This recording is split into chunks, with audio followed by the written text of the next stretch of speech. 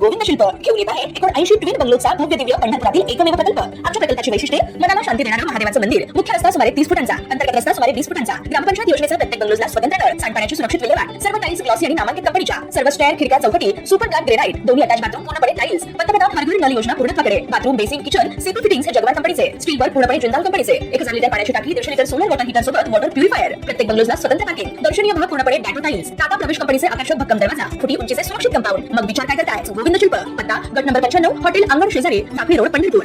विटा शहरात बांधकाम कामगारात झालेल्या किरकोळ वादातून एकाला झोपलेल्या जागीच संपवण्यात आलं।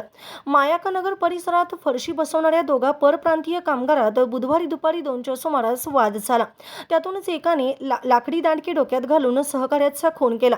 राजमन राजाराम कुमार वय वर्ष 28 असं मृताचं नाव असून तो मूळचा उत्तर प्रदेशातील सिद्धार्थनगरचा रहिवासी होता।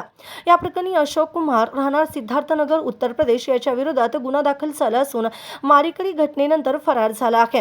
विटा येथील मायाकनगर परिसरात बँकेतील सेवानिवृत्त कर्मचारी दयानंद पांडुरंग साबळे यांच्या घराचे बांधकाम सुरू आहे। त्या ठिकाणी मूळचे उत्तर प्रदेशातील मजूर फरशी बसवण्याचे काम करत होते।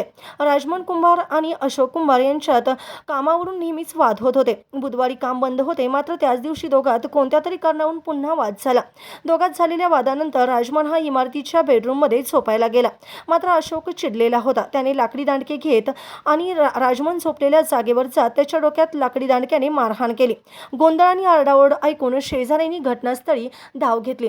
जखमी राजमन याला तातडीने विटा ग्रामीण रुग्णालयात दाखल करण्यात आलं, मात्र उपचारापूर्वीच डॉक्टरांनी त्याला मृत घोषित केलं। दरम्यान या घटनेची माहिती बांधकाम मालक दयानंद साबळे यांना समजताच त्यांनी घटनास्थळी धाव घेतली आणि तातडीने पोलिसांना कळवलं। विटा पोलिसांनी घटनास्थळी पाहणी करत अशोक कुमार यांच्या विरोधात गुन्हा दाखल केला।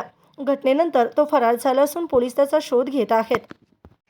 ताज्या घडामोडी पाहण्यासाठी आमच्या YouTube चॅनलवरील PVR म्हणजेच पंढरी वार्ता या न्यूजला सबस्क्राइब करा आणि शेजारील बेल आयकॉनवर क्लिक करा।